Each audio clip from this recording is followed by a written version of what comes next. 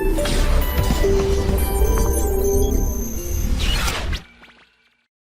guys, how are you? Hope you all are very good.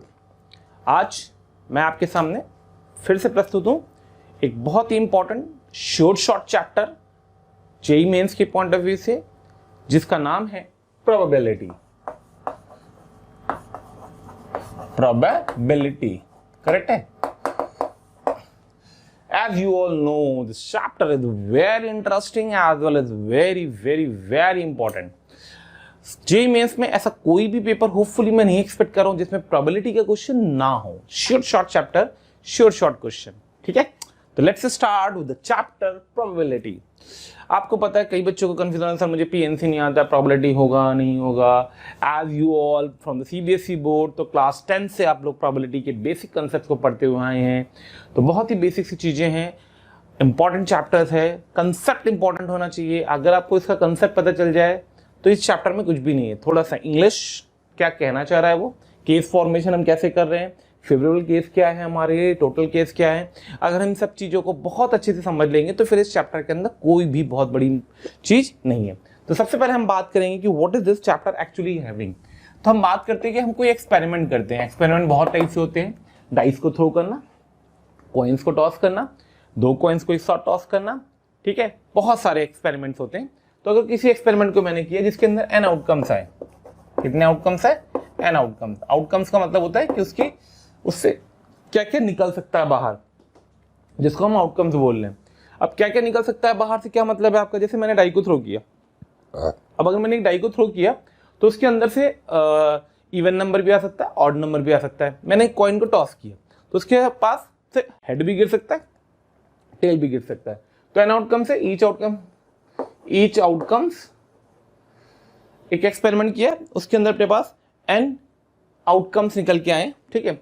या हम outcomes की जगह पे अगर हम बोले कि उससे अपन ने एक एक्सपेरिमेंट किया जिसके अंदर n इवेंट्स हुए, ठीक है? बेटर वर्ड रहेगा n इवेंट्स कर दो, n इवेंट्स हुए, ठीक है? एक एक्सपेरिमेंट के अंदर n इवेंट्स हुए। इवेंट्स होने का क्या मतलब है?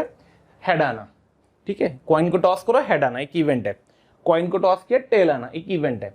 डाई को थ्रो किया, इवन नंबर गिनना एक इवेंट है। डाई को थ्रो किया, ऑड नंबर गिनना एक इवेंट है, करेक्ट है? तो ऐसे बहुत सारे, वीकडेज में मंडे को उठाना एक इवेंट है, ठीक है?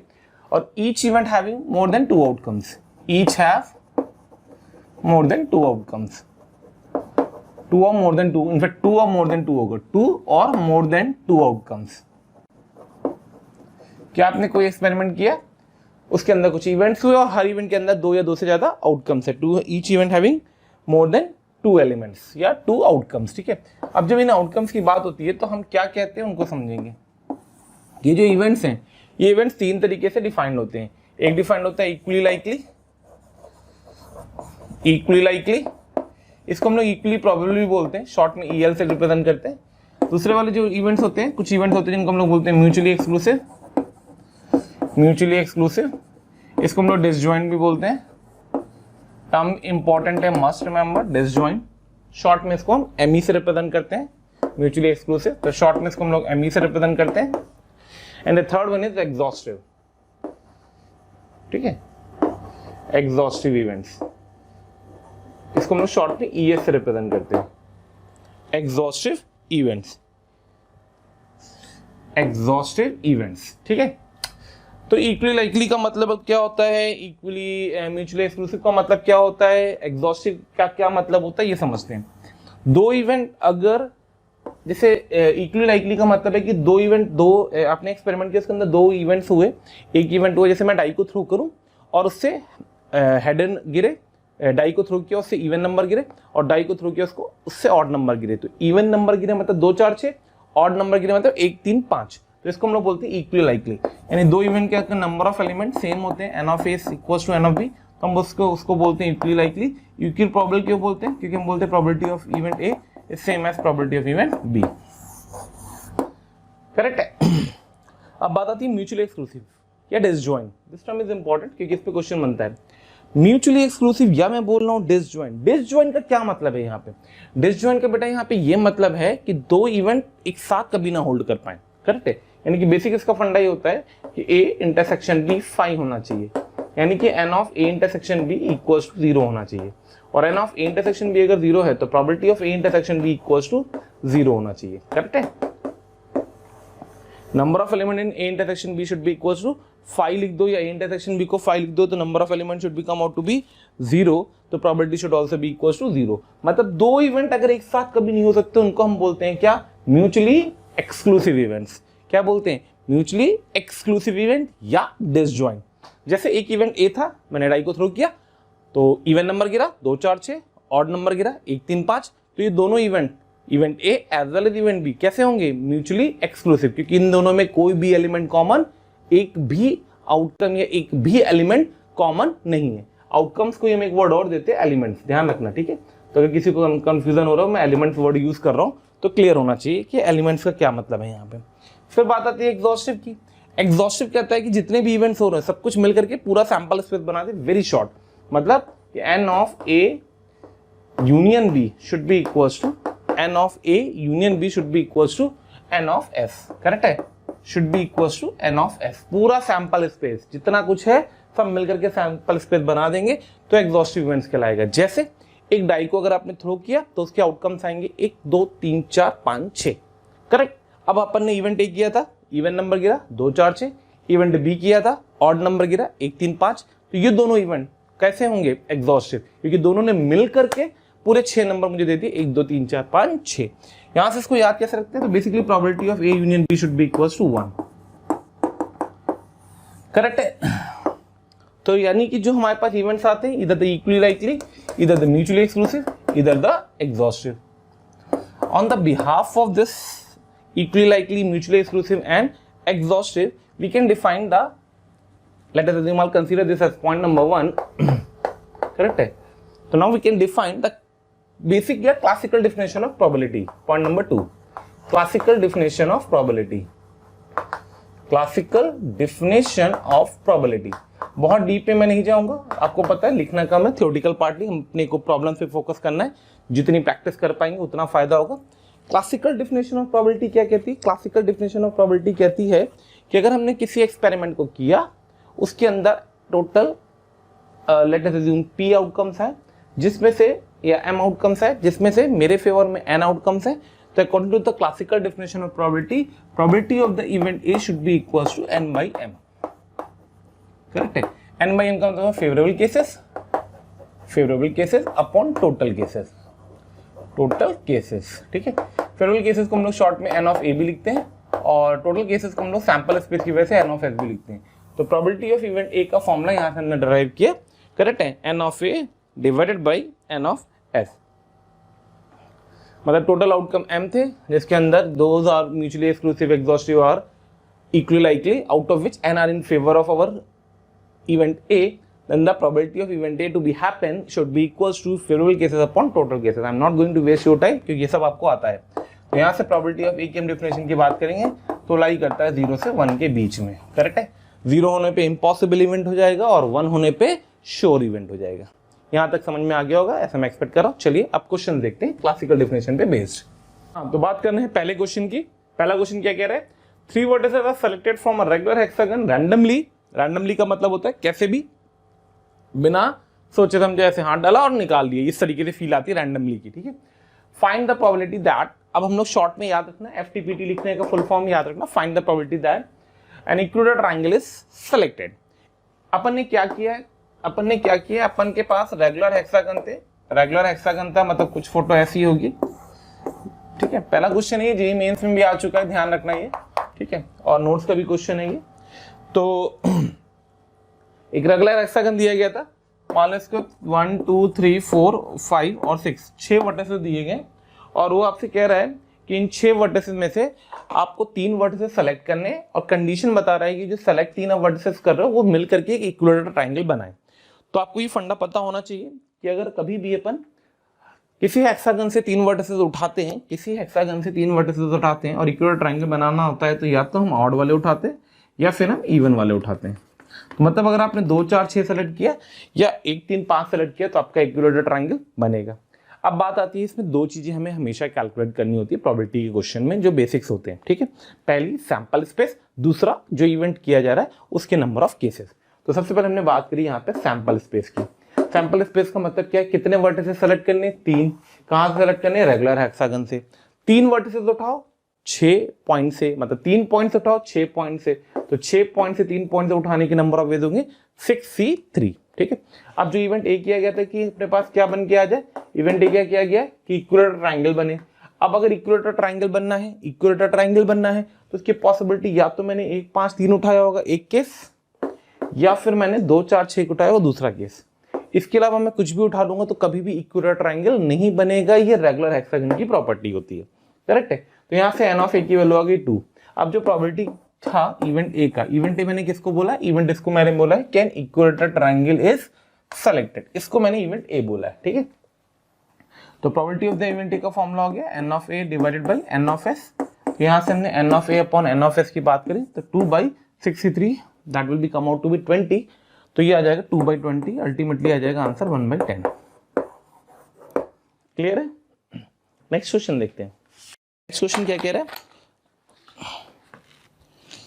a card is selected, card वाला प्रॉब्लम है। Card is selected, a card is selected from a pack of 52 cards, from a pack of 52 cards, 52 cards। ठीक है, क्या कहा उसने, a card is selected from a pack of 52 cards, FTPT, the drawn card is FTPT, find the probability that, ठीक है, the drawn card is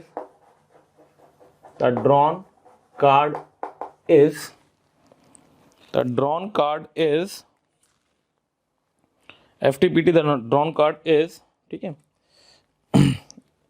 event A क्या, neither a heart nor a face card, neither a heart nor a face card, neither a heart nor a face card, neither a heart nor a face card, nor a face card। ठीक है, तो ये event A था और हमें इसकी probability निकालनी। इसी तरीके से इवेंट बी है, इवेंट बी में क्या कह रहा है वो आपसे, तो इवेंट बी में कह रहा है वो किंग और अ रेड कार्ड, किंग और अ रेड कार्ड, और रेड कार्ड, किंग और अ रेड कार्ड, और इवेंट सी में कह रहा है वो आपसे, इवेंट सी, तो इवेंट सी में वो कह रहा है black and face card, black and face card. ठीक है, मेरे प्यारे बच्चों बहुत ध्यान से और बहुत जोश के साथ इस क्वेश्चन को देखना, क्योंकि कार्ड प्रॉब्लम हमेशा के लिए, हमेशा हर एग्जाम के लिए इंपॉर्टेंट होती है। क्या किया जा रहा है, आइए उसको समझते हैं। कार्ड प्रॉब्लम के अंदर तो सबसे पहली चीज उसने बोला है कि कितने कार्ड सेलेक्ट किए, अ कार्ड इज सेलेक्टेड, तो हमने सैंपल स्पेस की बात कर ली, n of S, a card is selected from a pack of 52 playing card, that will be 52C1, randomly select किया गया। ध्यान रखना 52 पत्ते मैंने ऐसे हाथ में आपको दे दिए और मैं बोलूंगा इससे कार्ड निकालो, तो तुम ऐसे देख करके थोड़ी निकालोगे, तुम तो ऐसे रैंडम खींच लोगे। तो हर कार्ड के बाहर आने की प्रोबेबिलिटी अगर मैं पूछूंगा तो आंसर हो गया 1/52। करेक्ट है, तो 52C1 is the total number of ways for selecting one card from a pack of 52 cards. अब बात आती है इवेंट ए की। ठीक है, तो favourable case for the event ए की बात कर रहे हैं। ठीक है, number of favourable case for the event A, neither a heart nor a face card, ना तो चेहरा हो और ना तो दिल हो। करेक्ट है, ना तो दिल ना तो चेहरा। तो टोटल पत्ते थे 52, कितने थे 52, उसमें से चेहरे के पत्ते हटा दो। आपको पता है फेस कार्ड कितने होते हैं, 12। करेक्ट है, किंग क्वीन एंड जैक को हम लोग फेस कार्ड बोलते हैं, तो 12 पत्ते हमने फेस कार्ड के हटा दिए। ठीक है, minus neither a heart, heart के कितने पत्ते होते, 13, 13 में 3 ऑलरेडी हट चुके इससे, तो बचे कितने 10, तो 12 10 22, अल्टीमेटली कितना आ गया 30। क्लियर।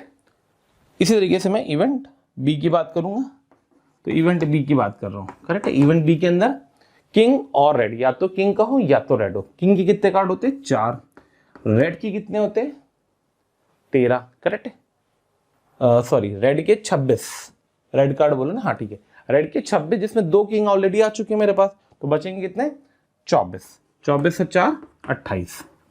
ठीक है, इवेंट सी की बात करते हैं, ब्लैक एंड फेस कार्ड, काला और चेहरा। चेहरे के पत्ते होते हैं टोटल 12, जिसमें 6 लाल और 6 काले, तो काला चेहरे के कितने कार्ड होंगे 6 कार्ड। सबके इंडिविजुअल प्रोबेबिलिटीज लिख दो। तो अगर मैं यहां से आपसे पूछूंगा what is the probability of the event A, तो probability of the event A should be come out to be 30/52। Correct है, इसकी वैल्यू 52 है, दिख रहा होगा। इस तरीके से probability of the event B की बात करूंगा तो probability of the event B निकल के आ जाएगा 28/52। इसी तरीके से यहां से probability of the event C पूछूंगा आपसे तो आ जाएगा 6/52। तो जो thing which is important to understand in this question is how to calculate the favourable cases, how to calculate the favorable cases, which is very important. I suppose you all have to be clear the question. Okay, now I can move to the next question. Thank you so much हमें इतना सारा प्यार देने के लिए। हजारों students हमारा ये वीडियो लेक्चर्स जो आपको दिख रहा है इसका फ़ायदा उठा रहे हैं, और आप भी अगर इसका फ़ायदा उठाना चाहते हैं तो नीचे डिस्क्रिप्शन लिंक में क्लिक करें और अपना जो भी इनरोलमेंट है उसको सुनिश्चित करें। साथ ही जिन बच्चों को डाउट सॉल्विंग और स्टडी मटेरियल से रिलेटेड कोई भी इशू आ रहा है वो हमारे प्रीमियम कोर्स को इनरोल कर सकते हैं डिस्क्रिप्शन बॉक्स में जाकर के। Which you can understand in the probability chapter the language of the question, because जो लैंग्वेज कह रही है अगर आपने वो समझ लिया फिर तो क्वेश्चन करने में टाइम नहीं लगता, आपको पता है लिखने में ज्यादा लगता है, मुझे सोल्यूशन देने में बहुत कम टाइम लगेगा। नेक्स्ट क्वेश्चन पे आ रहा है, थर्ड क्वेश्चन। थर्ड क्वेश्चन कह रहा है 4 apples and 3 oranges are randomly placed in a line. 4 apples and 3 oranges are placed in a line, are placed in a line, in a line. Correct. FTPT, 2 extreme fruits are oranges. FTPT, 2 extreme fruits are oranges, are oranges. FTPT, the 2 extreme fruits are oranges. ठीक है, अब मैं इस question में आपको एक चीज सिखाऊंगा, वो ध्यान रखना कि प्रोबेबिलिटी कभी भी अलाइक या डिफरेंट ऑब्जेक्ट्स अगर होते हैं तो उस पर डिपेंड नहीं करती है। प्रोबेबिलिटी सेम आती है चाहे आप थिंग्स को अलाइक मान के करो चाहे आप थिंग्स को डिफरेंट मान के करो। That I can verify through this question, but priority मतलब कोशिश ये करिएगा कि आप थिंग्स अगर मान लीजिए स्पेसिफाइड नहीं हो प्रोबेबिलिटी के क्वेश्चन हो तो आप डिफरेंट मान के करिएगा, कंफर्टेबल ज्यादा रहेंगे, ये मेरा सजेशन है। ठीक है, आइए तो हम लोग इसको मेथड 1 से कर रहे हैं पहले। ठीक है, तो मेथड 1 कहता है कि things are different, all fruits are different, all fruits are different, जो भी फ्रूट्स है सब डिफरेंट है।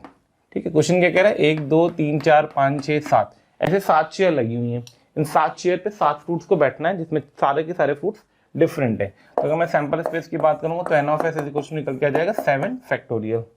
आई सपोज मेरी बात समझ में आ रही होगी अच्छे से।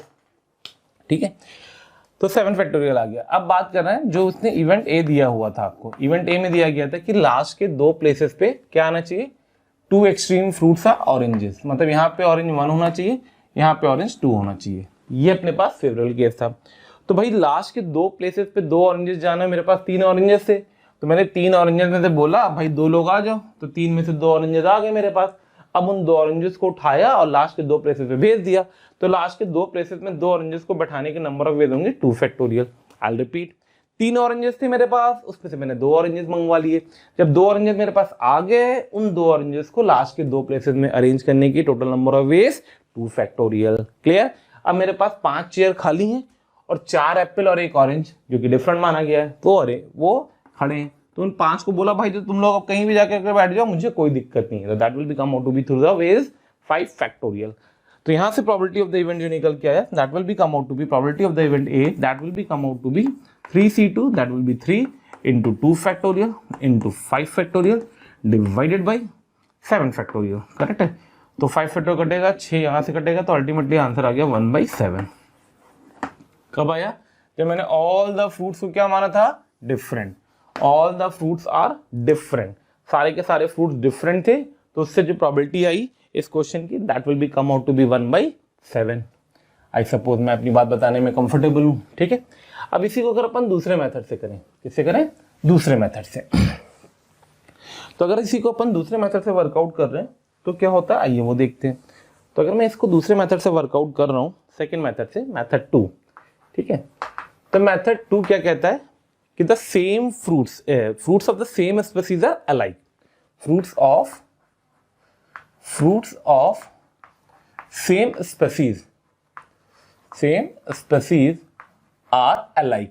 मतलब जो आपके पास ऑरेंजेस हैं वो एक जैसे हैं, जो एप्पल्स हैं वो एक जैसे हैं. मतलब that means you have 4A and 3O. This is the meaning of this one, कि आपके पास जो 4 एप्पल है वो एक जैसे हैं और आपके पास जो 3 ऑरेंजेस है वो भी एक जैसे हैं. करेक्ट है. तो 4 apples and 3 oranges which are given to you are alike. ठीक है. नाउ अब इससे अपन ने सैंपल स्पेस की बात कर ली पहली चीज. तो फिर कहानी होगी, सॉरी फोटो खींच दी कि 1 2 3 4 5 6 7. अब 7 में लास्ट पे 2 O चाहिए. ठीक है. तो सैंपल स्पेस की बात करी तो टोटल फ्रूट्स कितने हैं मेरे पास? 7, जिसमें 4 एक जैसे और 3 एक जैसे. उनको अरेंज करोगे तो 7 factorial divide by 4 factorial into 3 factorial. अब मैंने एन ऑफ ए की बात करी. एन ऑफ ए का क्या मतलब है यहाँ पे कि लास्ट के 2 प्लेसेस पे हमें 2 ऑरेंजेस को बैठाना है. लास्ट के 2 प्लेसेस पे हमें 2 ऑरेंजेस को बैठाना है. तो लास्ट के 2 प्लेसेस पे अगर हम 2 ऑरेंजेस को बैठा रहे हैं तो कैसे बैठा सकते हैं, उसको समझते हैं. 3 ऑरेंजेस हैं, उनमें से बोला लास्ट के 2 प्लेस तो 2 ऑरेंज को अरेंज कर दो. एक ही तरीका, खटाक. अरे भाई मुझे पता है कि 7 फ्रूट रखे, इसमें 3 ऑरेंजेस है, ऑरेंजेस को उठाऊंगा ऐसे और ले जाकर के रख दूंगा. दोनों ऑरेंजेस एक जैसे हैं, इससे कोई फर्क ही नहीं पड़ेगा मेरी सेहत पे. क्लियर. तो ये आ गया अपने पास एक तरीका. अब मेरे पास बचेंगे कितनी चेयर्स? 5 चेयर. उस पर कितने फ्रूट्स बचेंगे? 5 फ्रूट, जिसमें 4 एक जैसे और एक डिफरेंट. तो 5 factorial upon 4 factorial alike object arrangement. Over here probability should be probability of the event A, so that will come out to be favorable case 5 factor upon 4 factorial divided by 7 factorial upon 4 factorial into 3 factorial. ये cut गया. Ultimately answer वापस से 1/7 simplify हो रहा. तो इस question के through हमने एक चीज समझी, और वो क्या समझी? वो ये समझी कि अगर आपके पास जो चीजें दी गई हैं वो डिफरेंट हो या अलाइक हो, हमारी प्रोबेबिलिटी की सेहत पे कोई फर्क नहीं पड़ता है. ठीक है. तो इस पॉइंट को इस क्वेश्चन के थ्रू मैंने समझाया है और होपफुली आपको समझ में भी आया होगा. चलिए आगे बढ़ते हैं, नेक्स्ट क्वेश्चन देखते हैं. 2 natural numbers are selected. 2 natural numbers are selected. 2 natural numbers are selected from first 20 natural numbers. 2 natural numbers are selected from first 20 natural numbers. 20 natural numbers. ठीक है. पहले 20 नेचुरल नंबर्स में से अपन ने 2 नेचुरल नंबर को उठाया. FTPT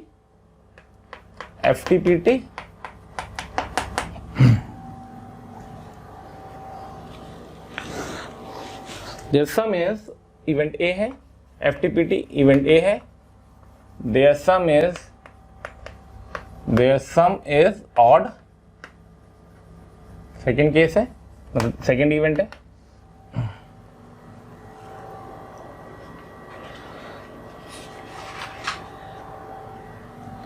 The selected pair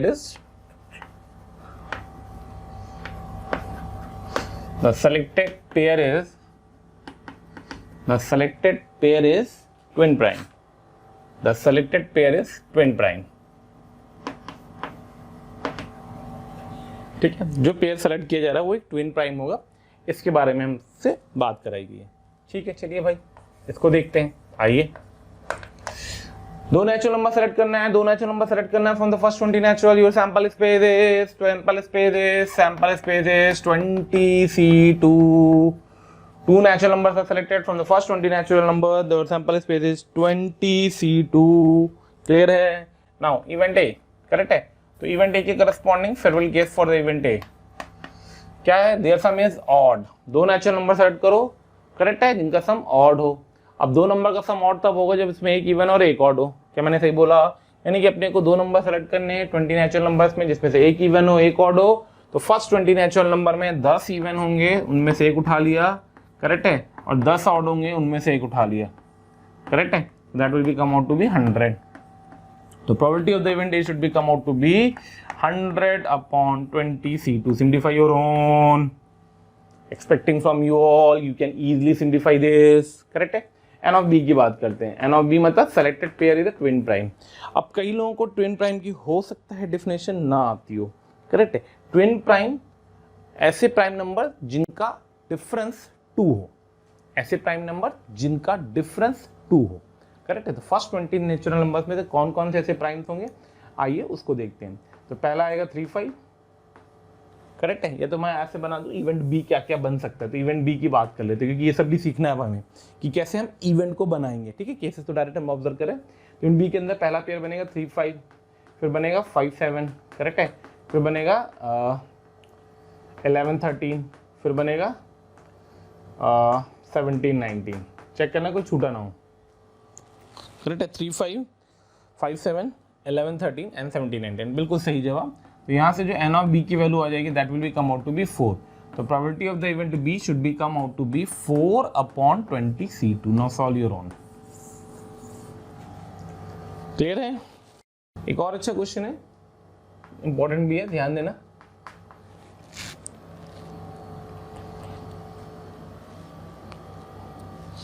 FTPT find the probability that FTPT the fourth power of an integer, the fourth power of an integer selected randomly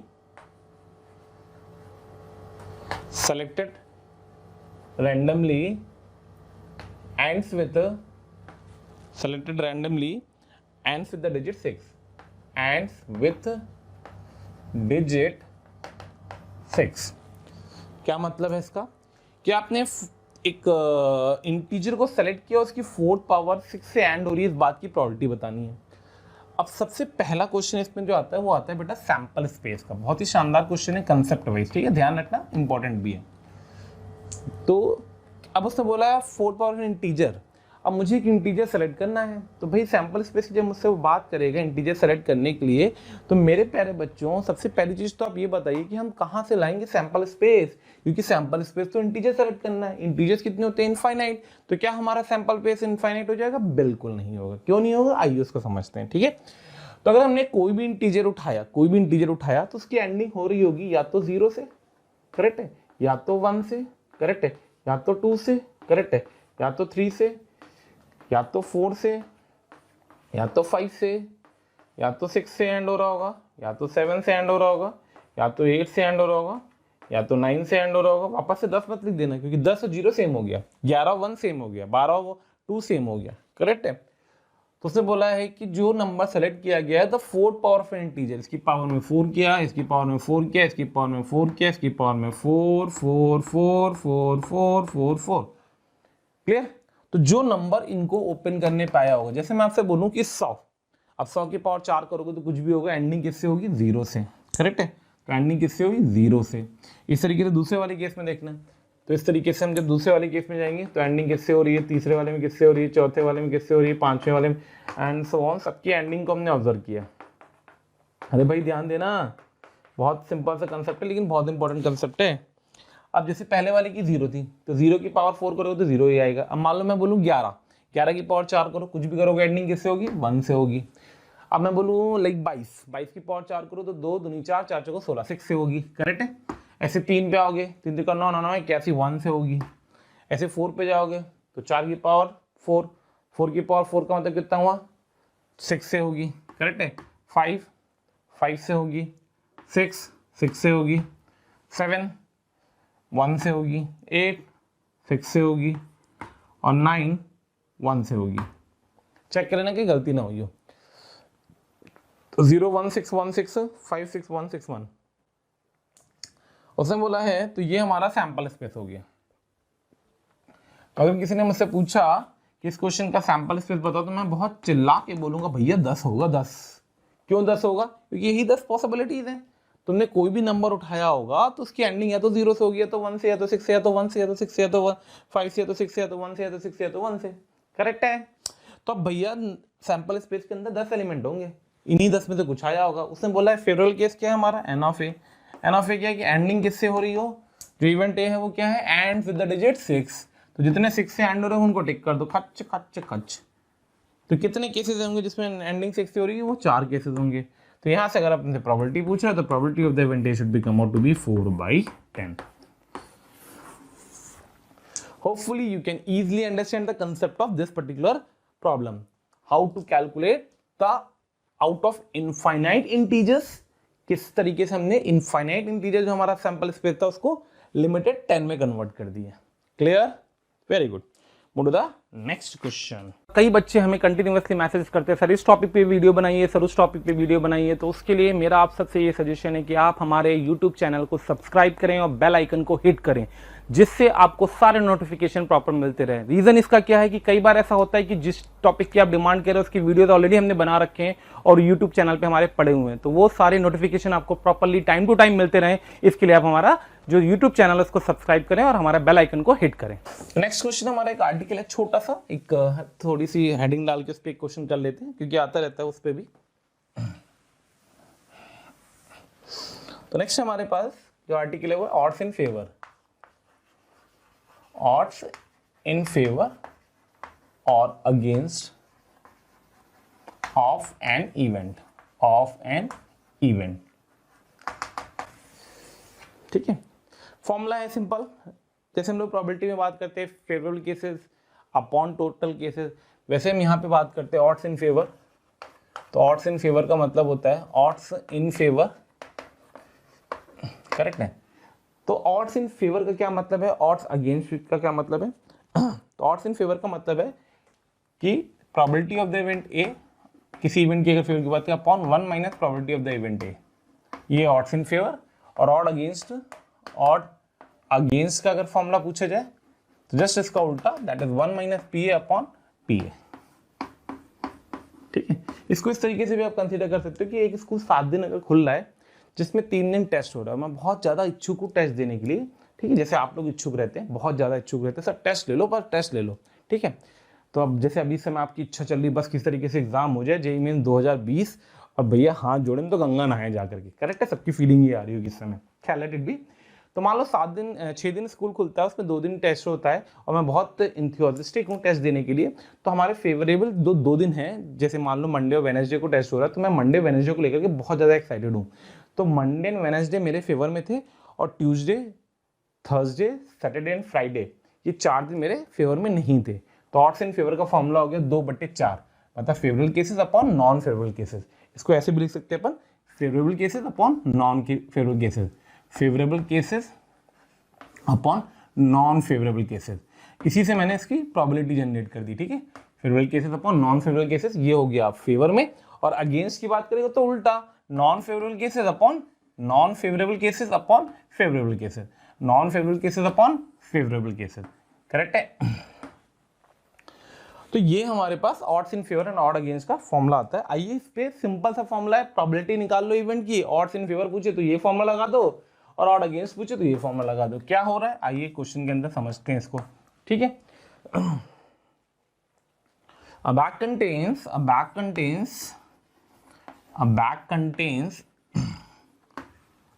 contains 5 green and 4 white balls.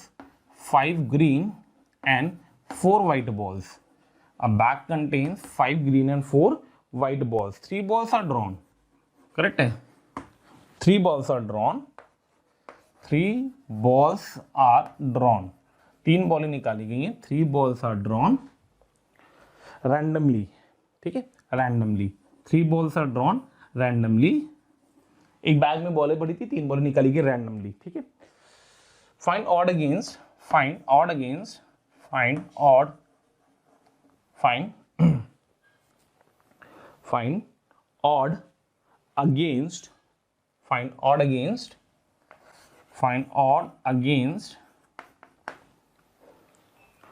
all 3 drawn balls are green.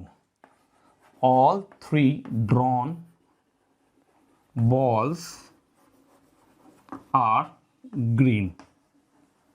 ठीक है. तो question क्या रहा भाई, एक bag था हमारे पास, उसके अंदर 5 ग्रीन बॉलें थी और 4 व्हाइट बॉलें थी और हमने उस बैग से 3 बॉलें निकाली हैं और हमसे पूछ रहा है find odd against the 3 drawn balls are green. तो सबसे पहले हम बात करेंगे कि जो 3 बॉलें हमने निकाली हैं वो ग्रीन आई हैं, इस बात की प्रोबेबिलिटी क्या होगी। फिर अगर हमें प्रोबेबिलिटी मिल गई 3 बॉलें ग्रीन निकालने की, तो फिर हम ऑड अगेंस्ट का फॉर्मूला लगा देंगे 1 minus P A upon P A, वहां से अपना आंसर मैच कर जाएगा। तो सबसे पहले हमने क्या किया, सैंपल स्पेस के बारे में सोचा। तो आइए सैंपल स्पेस के बारे में सोचते हैं। तो सैंपल स्पेस क्या कह रहा है हमारा, एन ऑफ एस। तो भाई सैंपल स्पेस कहता है कि अपने पास कितनी बॉलें हैं, 5 और 4, 5 और 9 बॉलें, ठीक है। अब आप पे डिपेंडेंसी करता है, ग्रीन बॉल्स के बारे में स्पेसिफिकेशन नहीं किया तो मैं तो सबको दुनिया में डिफरेंट मान लेता हूँ, ठीक है। तो 9 बॉलें थी, उसमें से 3 बॉल उठानी है, तो 9C3 is the sample space, ठीक है। अब फेवरेबल केस पे आ गया N of A. Favourable case क्या कह रहा है, फेवरेबल केस ये कह रहा है कि जो 3 बॉल आप उठा रहे हो तीनों ग्रीन है। हमारे पास ग्रीन है कितनी, 5, तो ग्रीन 5 में से आएंगे जो 3 आएंगी, तो उसके लिए फेवरेबल केस क्या हो जाएगा, 5C3। तो ये आ गया 9C3 और ये आ गया हमारा 5C3। तो 9C3 5C3, तो probability of the event A should be come out to be 5C3 upon 9C3, 5C3 upon 9C3। Calculate कर लीजिएगा भाई, जो भी इसकी वैल्यू आती है 5C3 अपॉन 9C3 की, that will come out to 5/42। Correct है, 5/42। अब थोड़ा इसको प्रैक्टिकली सोचना, बहुत ही प्रैक्टिकली, कि आपने एक बैग के अंदर हाथ डाल रहे हैं, ठीक है। बहुत प्रैक्टिकली इस चीज को समझना, 5/42 का क्या मतलब है, ठीक है। ये सब चीजें अगर सीख जाओगे तो बहुत जल्दी आंसर को रटने में कंफर्टेबल रहोगे। कि एक बैग के अंदर 9 बॉलें पड़ी हुई थी, मुझे एक बैग दिख गया, उसमें से मैं 3-3 करके बॉलें निकाल रहा हूँ। अब 3-3 करके बॉलें निकाल रहा हूँ तो क्या क्या पॉसिबिलिटी दिमाग में सोचो कि भाई हो सकता है मेरे हाथ में तीनों ग्रीन आई हो सकता है मेरे हाथ में 2 ग्रीन 1 वाइट आई हो सकता है मेरे हाथ में 1 ग्रीन 2 वाइट आई हो सकता है मेरे हाथ में तीनों वाइट आई हो। तो जब मैंने 9 बॉलों वाले बैग से 3-3 बॉलें निकालनी है तो ये सारी पॉसिबिलिटीज टोटल कितनी होगी, 42, करेक्ट है। लेकिन उसमें 5 ही केस ऐसे हैं जब तीनों ग्रीन आई होंगी, तो यानी कि बाकी केस 37 टाइम्स में क्या हुआ होगा, 2 ग्रीन 1 वाइट, 1 ग्रीन 2 वाइट, या फिर तीनों वाइट, ठीक। तो ऑड अगेंस्ट का फॉर्मूला पूछा उसने, तो ऑड अगेंस्ट की हम बात कर लेते हैं यहाँ पे। तो ऑड अगेंस्ट का फॉर्मूला होता है 1 माइनस 5/42 डिवाइडेड बाई 5/42। कैलकुलेट करेंगे तो 37/5 आएगा। ध्यान रखना ये प्रोबेबिलिटी नहीं होती है, वरना किसी को कंफ्यूजन हो जाए कि सर ये आंसर तो 1 से बड़ा आ रहा है। अरे भाई ये प्रोबेबिलिटी नहीं है, रेशियो है, रेशियो, करेक्ट है। Odd against and odd in favour, this is a ratio, it is not a probability. ये प्रोबेबिलिटी नहीं है, ये क्या है, एक रेशियो को रिप्रेजेंट कर रहा है। क्लियर, चलिए तो नेक्स्ट आगे बढ़ते हैं हम लोग। तो नेक्स्ट आ रहा है हमारा, नेक्स्ट स्टडी है अलजेब्रा ऑफ इवेंट्स, ठीक है। किसकी बात करें, अलजेब्रा ऑफ इवेंट्स की, algebra of events. Algebra of events में कुछ थ्योरम्स आती हैं। कौन कौन सी थ्योरम होती है, जैसे पहली थ्योरम है थ्योरम 1, जिसको हम लोग बोलते हैं एडिशन थ्योरम। कौन सी थ्योरम कहलाती है, एडिशन थ्योरम, ठीक है। एडिशन थ्योरम का क्या मतलब होता है, सिंपल सी चीजें, यूनियन की बात कर रहा है। ऐसे समझ लो कि ये इवेंट ए था, ठीक है, ये इवेंट बी था, तो ए यूनियन बी ये पूरा एडिशन को रिप्रेजेंट करता है। तो probability of A union B, इसी को हम लोग बोलते हैं प्रोबेबिलिटी ऑफ ए और बी, ठीक है। तो अगर और लगा होता है मतलब ये सब एक ही चीज़ है, ठीक है। ऐसे लिख दो या फिर ऐसे लिख दो, प्रोबेबिलिटी ऑफ ए और बी, या फिर probability of A plus B लिख दो, तो ये एडिशन थ्योरम को रिप्रेजेंट करता है, मतलब इस पूरे की बात कर रहा होता है। पीएनसी के टाइम पे आपको ये चीज़ मैंने बेसिक बता रखी है इसकी, तो इसका फॉर्मूला याद होना चाहिए सबको। तो probability of A plus probability of B minus probability of A intersection B, correct है। इसको बहुत सारे तरीकों से लिखते हैं हम लोग।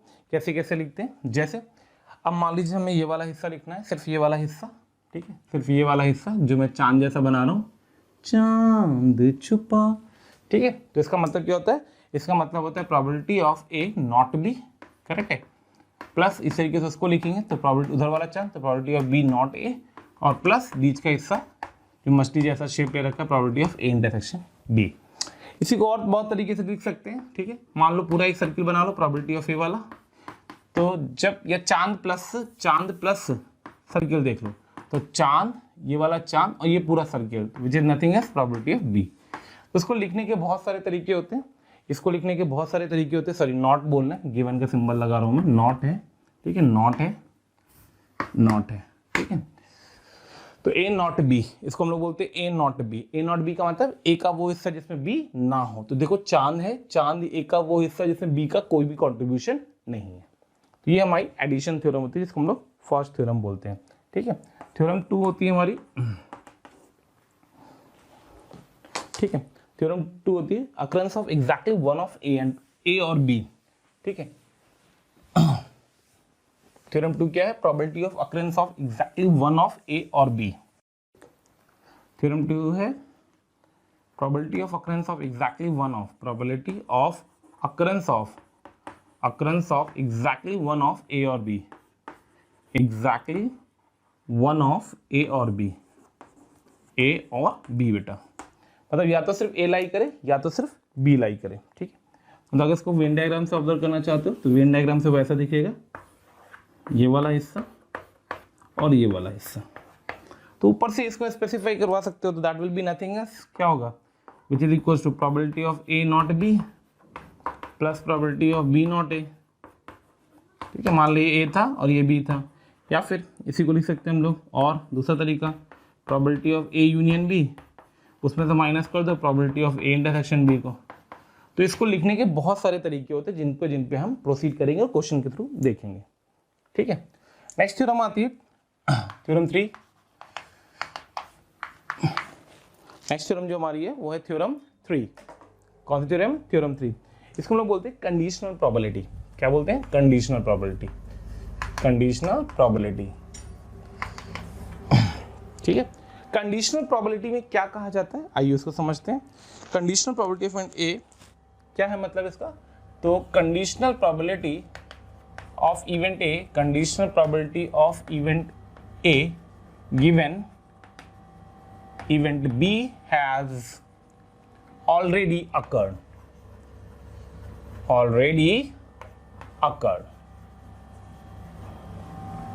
करेक्ट है। क्या मतलब है इसका? Conditional probability of event A given event B has already occurred, मतलब इवेंट बी हो चुका है, इवेंट ए होगा, इस बात की प्रोबेबिलिटी को निकालना कंडीशनल प्रोबेबिलिटी कहलाता है, ठीक। कैसे रिप्रेजेंट करते हैं? तो probability of A given B, ध्यान रखना नॉट और गिवन में डिफरेंस, नॉट के लिए माइनस वर्ड भी यूज होता है, मतलब इसको अगर नॉट को लिखना होगा तो यहाँ ध्यान देना probability of A not B ऐसे भी लिखते हैं, या इसी को probability of A minus B करके भी हम लोग लिखते हैं, ठीक है। तो probability of A given B should be equals to probability of A intersection B divided by probability of B, correct है। कैसे आता है इसका प्रूफ? मैं एग्जाम्पल से दे देता हूँ, बट ठीक है, जरूरत नहीं है प्रूफ की, इसलिए आपको फॉर्मूले पे फोकस करना है, फॉर्मूले पे फोकस करिएगा। On the behalf of this third theorem के बाद हम लोग पहुँचते हैं थ्योरम नंबर 4 पे, ठीक है, जिसको हम लोग बोलते हैं generalize multiplication theorem, generalize multiplication theorem, multiplication theorem, in short इसको मैं GMT बोलता हूँ। क्या बोलता हूँ? GMT, ठीक है। ये अपने आप में बहुत इंपॉर्टेंट है, जैसे कंडीशन प्रोबेबिलिटी इंपॉर्टेंट होती है वैसे जनरलाइज मल्टीप्लिकेशन थ्योरम इंपॉर्टेंट होती है। क्या होती है थ्योरम? पहले मैं इसको समझा दूं आपको थोड़ा सा, कि जैसे मान लीजिए एक बैग के अंदर 5 बॉलें थी, उसमें से मैंने 5 बॉलें थी, इसमें 2 रेड थी और 3 ब्लू थी, 2 रेड थी और 3 ब्लू थी। मुझे एक एक करके 2 बॉल निकालनी, एक एक करके 1 by 1, ठीक है। और दूसरी बॉल रेड आएगी जब पहली रेड आ चुकी, इस बात की प्रोबेबिलिटी निकालनी है। तो ऐसे क्वेश्चन में हम लोग जनरलाइज मल्टीप्लिकेशन थ्योरम वर्कआउट करते हैं। यहाँ पे क्या हो रहा होता है? 2 इवेंट हो रहे होते हैं, एक के बाद दूसरा, ठीक है। तो यहाँ से जो इसका फॉर्मूला डिराइव होता है वो कैसे डिराइव होता है जनरलाइज मल्टीप्लिकेशन थ्योरम का?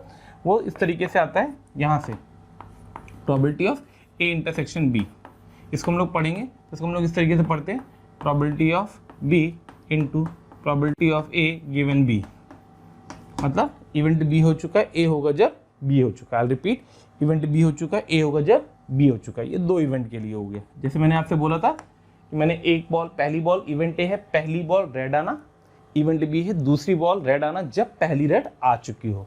तो पहली रेड आई, इवेंट बी बोल दो, उल्टा लिख देता हूँ, पहली रेड आई इवेंट बी है, और दूसरी रेड आएगी जब पहली रेड आ चुकी है, इवेंट ए है। इस तरीके से अगर 3 इवेंट्स हमारे पास होते हैं, इसी को हम मतलब इस फॉर्मूले को हम लोग और भी बहुत तरीके से रिप्रेजेंट कर सकते हैं, ध्यान रखना, ठीक है। तो probability of A intersection B intersection C, 3 event हुए, पहला इवेंट हुआ, मान लो 3 ब्लू बॉलें थी ना और 2 रेड थी। अब मैं बोल रहा हूँ एक इवेंट है कि पहली ब्लू आई, दूसरा इवेंट है कि दूसरी ब्लू आई, तीसरा इवेंट है तीसरी ब्लू आई जब पहली 2 ब्लू आ चुकी हैं। तो इवेंट ए हुआ into probability of B event होगा जब ए हो चुका हो, into probability of C event होगा जब ए और बी दोनों हो चुके हो।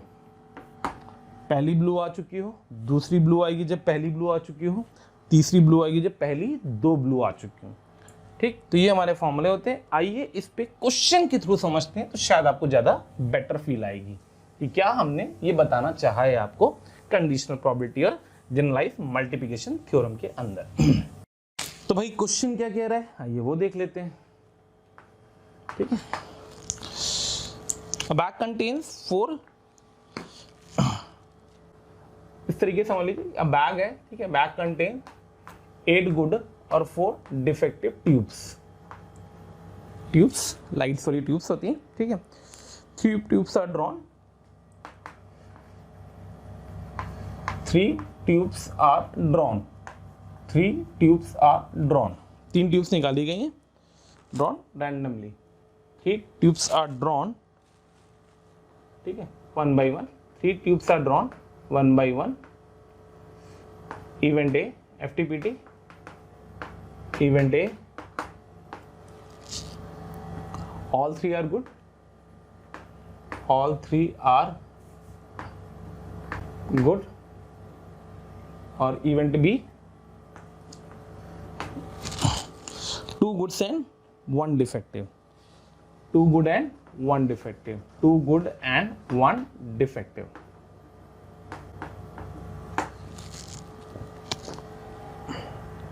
ठीक है, एक काम करते हैं, 1 by 1 की जगह पे इसको रैंडमली लिख दे, 3 ट्यूब्स आर ड्रॉन रैंडमली,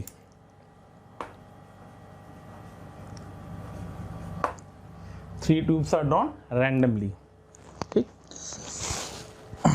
जो मैं बताना चाह रहा हूँ उसको अच्छे से समझना और केयरफुली देखना। तो हम पहला केस सॉल्व कर रहे हैं, ठीक है। तो पहले केस को, मतलब पहला वाला ये पार्ट है, मान लो ये पहला पार्ट है, दूसरा पार्ट था, तो पहले पार्ट को हम पहले मेथड से करेंगे जो है PNC, permutation and combination method से। फटाक से करते हैं। अब हम फेवरेट केस को अलग और सैंपल स्पेस को अलग अलग नहीं लिखेंगे। अब ग्रेजुअली मैं एक्सपेक्ट करूंगा आपसे कि आप थोड़े से बड़े हो चुके होंगे। तो सैंपल स्पेस आएगा, टोटल बॉलें थी 12, मुझे कितनी निकालनी, 3, 12C3, और तीनों गुड कितनी थी, 8, 8C3। एनी डाउट भाई? 3 बॉलें निकाली गई 12 में से, तो 3 बॉलें निकाली गई 12 में से, तो 12C3, तीनों गुडो, इस बात की प्रोबेबिलिटी बतानी 8C3। अब इसी को मैं GMT से करूंगा, ठीक है, ये मेथड 1 था, मैं इसी को GMT से करने जा रहा हूँ। GMT को फील करना क्या कहना चाह रहा है, ठीक। GMT का मतलब है कि पहली गुड आई हो, दूसरी गुड आई हो और तीसरी गुड आई हो। भाई आप 3 ट्यूब्स निकालोगे 1 by 1 करके रैंडमली, एक साथ तीनों गुड आ गई हो, एक एक करके करा होगा तो क्या होगा, रैंडमली करा होगा क्या होगा वो देखिएगा, ठीक है। तो पहली गुड आएगी बैग में, टोटल गुड थी 8 और टोटल बॉलें थी 12, गुड आई है पहली 8/12। दूसरी गुड आई होगी, करेक्ट है, बैग में बॉलें कितनी बची है, टोटल 12 थी, टोटल कितनी बॉलें थी 12, 8 गुड थी, तो एक गुड आई होगी 8/12, ठीक है। दूसरी गुड आएगी जब पहली गुड आ चुकी है, तो गुड कितनी बची बैग में, 7, टोटल बॉलें कितनी थी 12, एक निकल चुकी, कितनी बची 11, 7/11। ऐसे तीसरी गुड आएगी 6/10। कैलकुलेट कर लेना, दोनों आंसर सेम आते हैं, ठीक है। मेरी बात समझ में आ रही, क्या कहना चाह रहा हूं मैं? इसी तरीके से इसका जब सेकंड केस देखेंगे, सेकंड केस को ध्यान से देखना, ठीक है। फर्स्ट केस और सेकंड केस में थोड़ा सा डिफरेंस है, सेकंड केस को ध्यान से देखना। अब सेकंड केस को अगर मैंने फर्स्ट मेथड से किया PNC से, सेकंड केस को मैंने फर्स्ट मेथड से किया PNC से, ठीक है। तो अपने को 2 गुड और 1 डिफेक्टिव चाहिए, 8, 4, 12 बॉलें थी टोटल, डायरेक्ट प्रोबेबिलिटी लिख देता हूँ। तो प्रोबेबिलिटी आ जाएगी 12C3 फिर से, और 8 गुड में से 2 गुड चाहिए 8C2, और 4 डिफेक्टिव में से 1 डिफेक्टिव चाहिए 4C1। क्लियर? लेकिन जब मैं इसको GMT से करूंगा, बेटा ध्यान से देखना इस वाले केस को, अब ये इंपॉर्टेंट है। अब जब हमने 2 गुड और 1 डिफेक्टिव निकाली, जब हमने 2 गुड और 1 डिफेक्टिव निकाली बैक से, तो बेटा इस चीज को ध्यान रखना है आपको कि अब ऑर्डर मैटर करेगा। ऑर्डर क्या मैटर करेगा, आइए उसको समझते हैं कि पहली गुड आई हो, दूसरी गुड आई हो, फिर डिफेक्टिव आई हो, या फिर पहली गुड आई हो, दूसरी डिफेक्टिव आई हो, तीसरी गुड आई हो, 1 by 1 निकालना हो, या फिर पहली डिफेक्टिव आई हो, फिर गुड आई हो, फिर गुड आई हो। इस केस में ये सारी चीजें, सारे केसेस कवर होते हैं, लेकिन इसमें ऐसा कवर नहीं होता GMT में, तो आपको सारे केसेस बनाने पड़ेंगे। अब आप सोचोगे सर इतने केसेस हम कैसे बनाएंगे, तो देखिए क्या तरीका होता है उसका। किसी एक केस को बना दो, लेट अस मैंने पहला केस बना दिया, गुड गुड एंड डिफेक्टिव, इसकी प्रोबेबिलिटी लिख दो। तो जब इसकी प्रोबेबिलिटी लिखेंगे तो गुड गुड डिफेक्टिव, गुड आएगा, 8 गुड थी, 8/12, दूसरी गुड आएगी 8/12, दूसरी गुड आएगी 7/11, फिर डिफेक्टिव आएगी 4/10। ठीक, इसकी लिखोगे एंड सो ऑन, तीनों को जोड़ोगे। तो ये मत करना, किसी एक की लिख करके इसको अरेंज कर देना। जितने तरीके से तुम इसको अरेंज करते हो तो उतने केसेस बनेंगे और हर केस की प्रोबेबिलिटी सेम आती है, ये ध्यान रखना। ठीक है, तो केसेस कितने बने, 2 गुड और 1 डिफेक्टिव को अरेंज करना है, तो 3 फैक्टोरियल अपॉन 2 फैक्टोरियल, देखो वही लिखा हुआ है, तो ये और ये आंसर सेम आ जाएगा। Hopefully you can understand the concept what I want to explain you. ठीक है, तो इस तरीके से हम जीएमटी और पीएनसी के डिफरेंस को समझते हैं। जीएमटी और पीएनसी में किस तरीके से क्वेश्चन वर्कआउट होते हैं वो देख लें। एक नोट कंसीडर करें इसके बाद।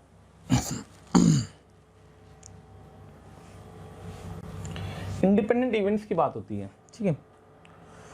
तो इंडिपेंडेंट इवेंट्स की अगर वो बात करता है आपसे कि 2 इवेंट इंडिपेंडेंट है, कैसे वेरीफाई करोगे इंडिपेंडेंट इवेंट्स। तो अगर वो आपसे इंडिपेंडेंट इवेंट्स की बात करता है तो हम कैसे इंटरप्रेट करेंगे कि 2 इवेंट इंडिपेंडेंट है। तो उसका बेसिक से फॉर्मूला होता है कि probability of A given B, probability of A given B is equal to P A into P B. Sorry, probability of A given B is equals to, sorry, इसका formula बनेगा probability of A intersection B upon probability of B. ठीक है, अब probability of A given B, probability of A given B is equals to probability of A intersection B upon probability of B.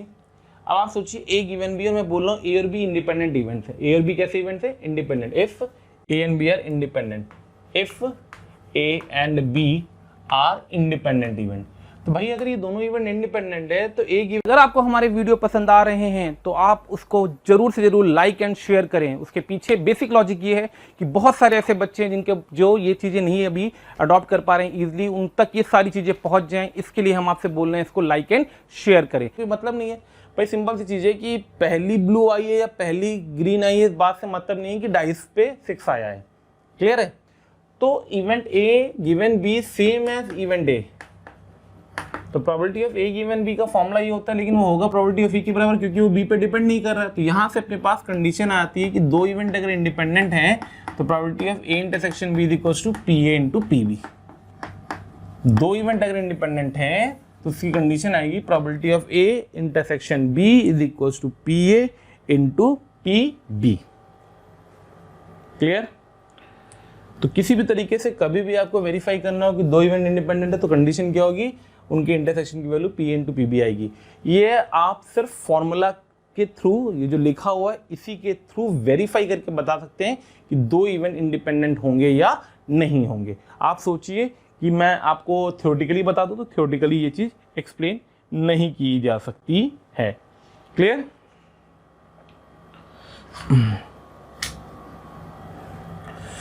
जैसे like एक question, कुछ question और देखते हैं फिर अपन आगे बढ़ते हैं। इंडिपेंडेंट पे भी बात कर लेंगे। 2 इवेंट इंडिपेंडेंट होंगे तो उसके लिए हम कैसे वेरीफाई करेंगे कि इवेंट्स आर इंडिपेंडेंट। बहुत सिंपल सा है, इसमें कोई बहुत ज़्यादा क्वेश्चन की जरूरत नहीं पड़ेगी। आप 2 इवेंट निकालना, उसकी प्रोबेबिलिटी निकालना। अभी क्वेश्चन अगर अपन जेईई मेंस के जो क्वेश्चन करेंगे उसमें देख लेंगे इसको। ठीक है, चलिए नेक्स्ट क्वेश्चन देखते हैं। जीएमटी पे बेस्ड है बेसिकली। हाँ भैया, ये क्वेश्चन बहुत अच्छे से आता है। जैसे अपने पास वेन डायग्राम पे बेस्ड एक क्वेश्चन आता है कि probability of A union B is equals to 7/8 है and probability of A intersection B is equals to 1/4 है। Probability of A complement is equals to 5/8 है। और आपसे कह रहा है find probability of A given B, पहला पार्ट, और दूसरा पार्ट है probability of A not B complement. मैंने बस रैंडमली 2 केस के लिए, बहुत सारी केसेस बनते हैं इसके अंदर। इसको कैसे करा जाता है ये वो समझिएगा। ठीक है, बहुत ही सिंपल सा क्वेश्चन होता है, बहुत ही सिंपल है, यूजफुल क्वेश्चन है, आता भी रहता है। ठीक है, तो अपने क्या करते हैं, इसको वेन डायग्राम से इस तरीके से इंटरप्रेट करते हैं 2 इवेंट्स को। तो यहाँ पे इवेंट ए बनाया, यहाँ पे इवेंट बी बना दिया। बड़ा छोटा मेरी मर्जी, जैसे भी बनाना हो वैसे बना लो। इसको ए लिख दिया, इसको बी लिख दिया। और ये पूरा जो वेन डायग्राम था या पूरा जो सैंपल स्पेस था, देखो आप ये 4 हिस्सों में कवर है, ठीक है। पहले हिस्से को ए लिखा, दूसरे हिस्से को बी लिखा, कॉमन वाले हिस्से को मैं सी लिख रहा हूँ और बाहर वाले हिस्से को मैं डी लिख रहा हूँ। तो इतना तो श्योर है कि अपने पास इन चारों का सम हमेशा सैंपल स्पेस के बराबर होगा, तो a plus B plus C plus D is equal to 1 होगा। मैं इनसे ABCD की वैल्यू निकाल दूंगा जो गिवन इक्वेशन है, और जैसे हमारे पास ABCD की वैल्यू आ जाएगी उसके बाद हमको प्रोसीड करने में कोई भी दिक्कत नहीं है किसी भी तरीके से। तो हम क्या करने जा रहे हैं, जो गिवन है A यूनियन B 7/8 है, यहाँ से फोटो से देखोगे तो A यूनियन B 7/8 जो दिया गया है वो हो जाएगा A C B का सम, तो A plus C plus B that will be equals to 7/8। तो उसने A इंटरसेक्शन भी 1/4 दे रखा है, मतलब C की वैल्यू 1/4 दे रखी है।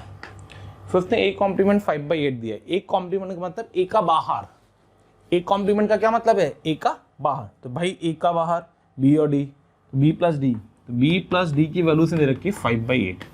अब आपके पास 4 इक्वेशन थी, इन 4 इक्वेशन से आप ABCD निकाल सकते हैं इजीली, ठीक है। C तो ऑलरेडी निकल चुका है 1/4, ठीक है, और B plus C plus D रख दोगे यहाँ पे, तो इन तीनों का सम 5/8 प्लस 2/8 7/8, तो A की वैल्यू 1/8 आ जाएगी, A की वैल्यू 1/8 आ गई, ठीक है। A पता है, C पता है, तो B निकल आएगा, तो 1/8 प्लस 2/8 3/8 7/8 4/8 1/2, तो B आ जाएगा 1/2, और B 1/2 मतलब हो गया 4/8 5/8 1/8, तो D भी आ गया 1/8। तो मैंने आपको चारों की वैल्यू निकाल के दे दी। A की वैल्यू 1/8, ठीक है, B की वैल्यू 1/4, कैलकुलेशन चेक करना गलत ना हो, D की वैल्यू 1/8 आ रही है, C की वैल्यू 1/4 आ रही है, A की वैल्यू 1/8 आ रही है, तो ये चेक कर लेना एक बार, B गलत आ रहा है, C 1/4 रखेंगे 2/8 हो गया, 3/8 हो गया, 7 - 3 4/8 हो गया, 4/8 मतलब B की वैल्यू 1/2 आ गई, 4/8 1/2 आ गई, ठीक है, B की वैल्यू 1/2 आ गई। क्लियर है, चेक कर लेना गलती ना हो रही कोई। अब जो पूछा उसकी बात कर लेते हैं। तो 2 केसेस उसने पूछे हैं आपसे, एक तो उसने पूछा है A गिवन B बताओ, और दूसरा A नॉट B कॉम्प्लीमेंट बताओ। तो आइए, फर्स्ट पार्ट का लिखा है probability of A given B बताओ। तो probability of A given B का फॉर्मूला होता है probability of A intersection B divided by probability of B। अब सबकी वैल्यूज हमें पता है, probability of A intersection B 1/4 है, और प्रोबेबिलिटी ऑफ B मतलब ये पूरा डिब्बा B plus C, that will B B plus C, correct है। तो 1/4 तो ऊपर आएगा, नीचे B प्लस C है, B भी पता है C भी पता है, 1/2 प्लस 1/4 दैट विल बी 3/4, ठीक है। सेकंड केस पे आते हैं, that will be probability of A not B complement. तो probability of A not B complement, A not, correct है, B कॉम्प्लीमेंट, तो A के वो हिस्सा A नॉट B कॉम्प्लीमेंट, तो यानी कि A में से B कॉम्प्लीमेंट को माइनस करो, तो जो ये A है पूरा, इसमें से B कॉम्प्लीमेंट हो गया ये, तो बचा कितना खाली C, करेक्ट। तो ये आ गया C, और C कितना अपने पास है, C है 1/4, तो इसकी प्रोबेबिलिटी 1/4 आ गई, इसकी प्रोबेबिलिटी 1/3 आ गई। एक बार चेक कर लेना, कैलकुलेशन देख लेना, हो सकता है कहीं से मिस्टेक ना हो गई, ठीक है। तो ये वेन डायग्राम पे बेस्ड इस टाइप से क्वेश्चन भी आपको मिलते हैं, खूब मिलते हैं, प्रॉपरली मिलते हैं, तो ये भी आपको अच्छे से करना आना चाहिए। चलिए भाई आगे बढ़ते हैं, नेक्स्ट क्वेश्चन, ठीक है।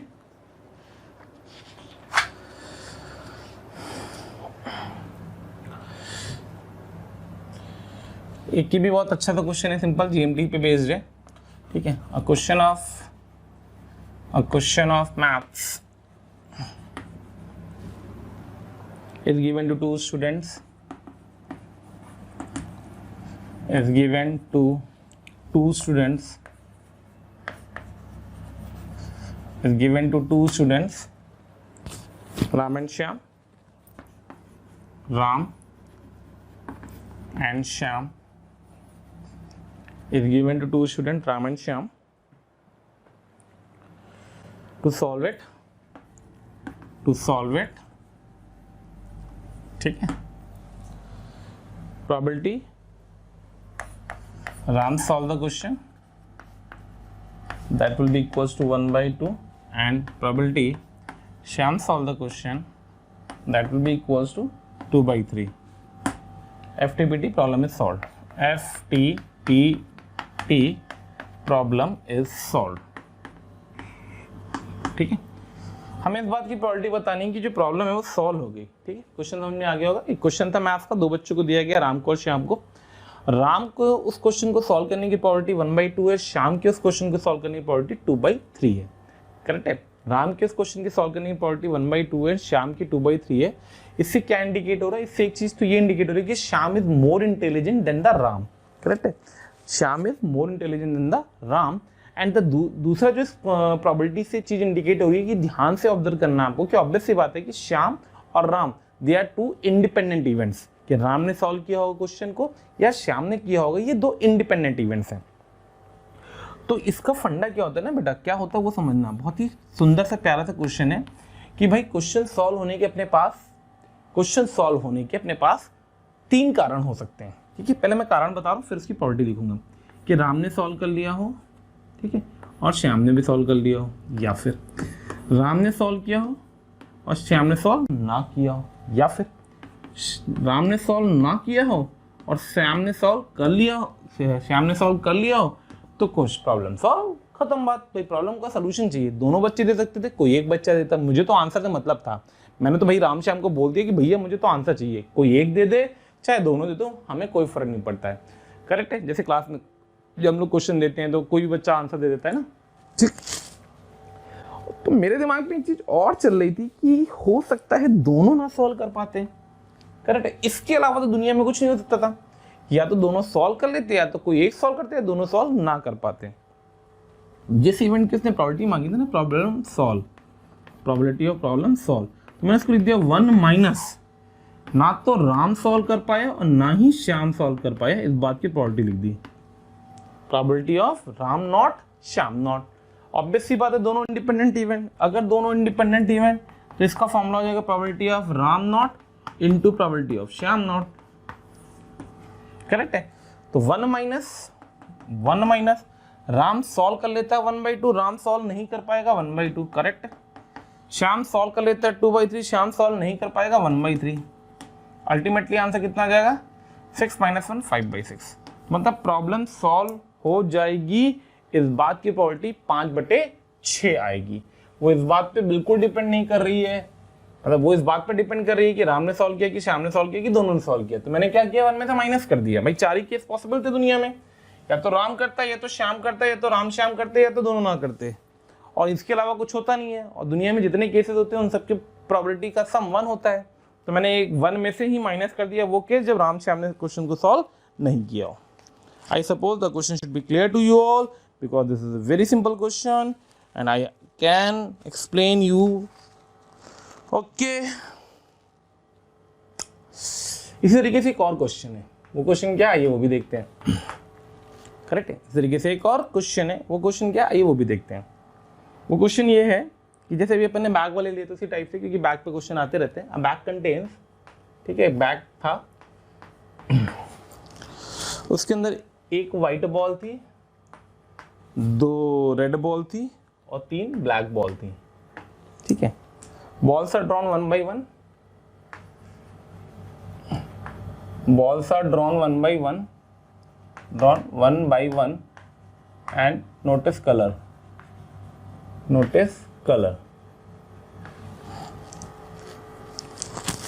या पूरा ही लिखो बेटर रहेगा।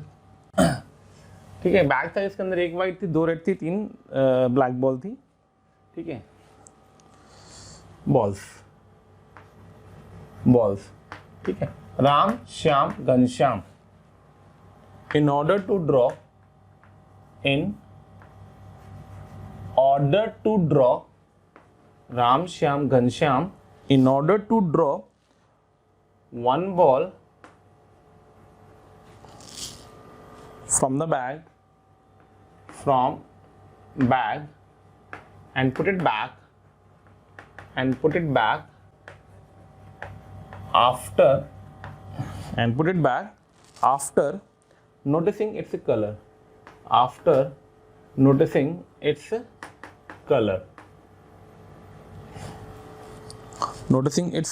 color. This process is continuous.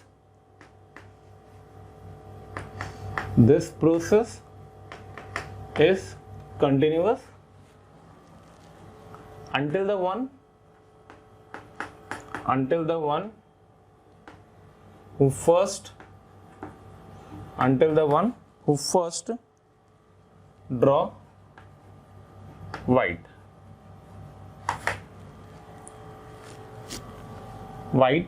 ball wins the game.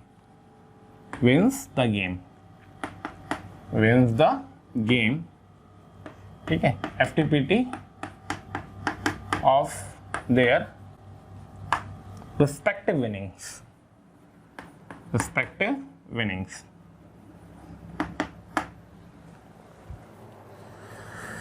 भाई क्वेश्चन ये है कि एक बैग दे दिया गया था और 3 बच्चे थे, राम श्याम घनश्याम, उनको बुला करके वो एक एक्सपेरिमेंट कर रहे थे कि एक बॉल निकालो, देखो, कलर नोट करो, चले जाओ।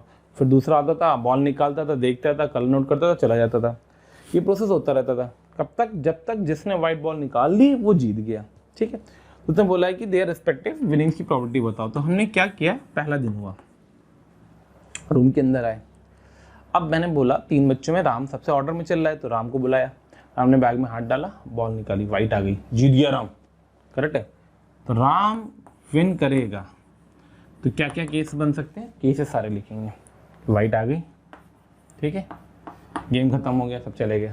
दूसरा दिन हुआ, फिर आया, फिर राम को बुलाया। अब की बार राम ने नहीं जीता, मतलब राम वाइट नहीं निकाल पाया। तो या तो उसने ब्लैक निकाली होगी या तो उसने रेड निकाली होगी। नोट किया, चला गया। फिर श्याम आया, जीतना किसको है, राम को। तो श्याम को भी नहीं जीतना था, यानी श्याम ने भी वाइट नहीं निकाली। फिर घनश्याम आया, घनश्याम ने भी वाइट नहीं निकाली। क्लियर। फिर राम आया और राम ने वाइट निकाल दी। तो दूसरे दिन राम जीत गया। दूसरे दिन राम किस राउंड में जीता है, सेकेंड राउंड में। ऐसे तीसरे दिन राम किस राउंड में जीत रहा है, थर्ड राउंड में। तो 6 बार नहीं निकलेगी और 7वीं बार निकल जाएगी, एंड सो ऑन। ठीक है, ये प्रोसेस होता रहेगा इनफाइनाइट तक। कुछ समझ में आया? फिर से रिपीट करूँ। पहले दिन राम ने वाइट निकाली, फिर दूसरे दिन राम ने नहीं निकाली, श्याम ने नहीं निकाली, घनश्याम ने निकाली, राम ने निकाली। फिर राम श्याम घनश्याम नहीं निकाल रहे, राम श्याम घनश्याम ने निकाला, फिर राम निकाले रहे, एंड सो ऑन। ठीक है। अब यहाँ पे एक चीज ध्यान रखना कि बैक से व्हाइट बॉल आने की प्रोबेबिलिटी 1/6 है और व्हाइट बॉल ना आने की प्रोबेबिलिटी 5/6 है। तो ये प्रोबेबिलिटी का ही सीन लिखा हुआ है। ठीक है, और सब इंडिपेंडेंट इवेंट्स हैं। करेक्ट है। क्यों? तो प्रोबेबिलिटी ऑफ राम विन कर रहा है, GMT लगा रहा हूँ, विन हो गया 1/6, विन नहीं हुआ 5/6 का होल क्यूब इंटू 1/6, फिर विन नहीं हुआ 5/6 की whole power 6 into 1/6 and so on till infinite. ठीक, कैलकुलेट करना, sum value should be come out to 36/91। Infinite series का सम लगेगा और आंसर आ जाएगा 36/91। भाई कैलकुलेशन वाला पार्ट मैं छोड़ रहा हूँ क्योंकि टाइम कम है, लिमिटेड टाइम में काफ़ी चीज़ें कवर करनी है। तो राम विन कर रहा है 1/6, 5/6 की पावर 3 इंटू 1/6, 5/6 की power 6 into 1/6 plus digest till infinite. ठीक है। अब श्याम विन करेगा तो प्रोबेबिलिटी ऑफ श्याम विन। ठीक है, ध्यान से देखना। तो पहले दिन श्याम जीतेगा, तो राम पहले घुसा, वो नहीं जीता और फिर श्याम जीत गया। तो W0 इंटू W। करेक्ट है। तो W0 मतलब 5/6 इंटू W मतलब 1/6, ऐसे। फिर 5/6 की पावर 4 इंटू 1/6, कहानी लिख देना, एंड सो ऑन। क्लियर। इस तरीके से जब घनश्याम को विन करना होगा तो राम और श्याम दोनों नहीं जीतेंगे, मतलब 5 पहले दिन 5/6 के पावर 2 इंटू 1/6, फिर 5/6 की power 5 into 1/6 and so on. Calculate this one. ठीक है। दूसरा इसका तरीका है कि राम और श्याम की कैलकुलेट करो, वरना में से माइनस कर दो। भाई राम की जीतने की प्रोबेबिलिटी 36/91 है, श्याम की जीतने की प्रोबेबिलिटी और निकाल लो, और राम और श्याम को 1 में से माइनस कर दो तो घनश्याम की तो अपने आप आ जाएगी। क्यों? क्योंकि 3 ही लोग खाली गेम खेल रहे हैं भाई, राम श्याम या घनश्याम। तो राम की निकल आई, श्याम की निकल आई, तो घनश्याम की थोड़ी निकालूंगा, 1 में से माइनस कर दूंगा दोनों का सम करके। क्लियर? तो फुल यहाँ तक चीजें क्लियर हो रही होंगी अच्छे से। तो आज अपन ने प्रोबेबिलिटी के फर्स्ट लेक्चर को कवर किया। जितनी चीजें मैंने बताई हैं उसको आप अच्छे से रिवाइज करिएगा, और लेक्चर जब कल दूसरा आ जाएगा उस पूरे लेक्चर को देखने के बाद ही आप प्रोबेबिलिटी के क्वेश्चन को ट्राई करिएगा, क्योंकि कल के लेक्चर में कुछ ज़्यादा तो नहीं लिखना, थोड़े बहुत क्वेश्चन में JEE मेंस की भी करा के आपको दिखाऊंगा किस तरीके से इंटरप्रेट हो रहा है प्रोबेबिलिटी के अंदर। ठीक है, तो इसको अच्छे से रिवाइज करिएगा and stay safe. Thank you so much. Dear students, आपका जितना प्यार और स्नेह हमें मिल रहा है उससे हमारी मोशन की टीम पूरी तरीके से बहुत ज़्यादा मोटिवेटेड है और आपके लिए दिन रात मेहनत करके बहुत अच्छा कंटेंट बनाने की पूरी तरीके से लगी हुई है। अगर आपको लगता है कि जो यहाँ पे हम वीडियो दे रहे हैं इसके आपको डिटेल्स वीडियोस चाहिए, मटेरियल चाहिए, तो उसके लिए आप हमें कॉल कर सकते हैं 1800 2121 799। Thank you so much.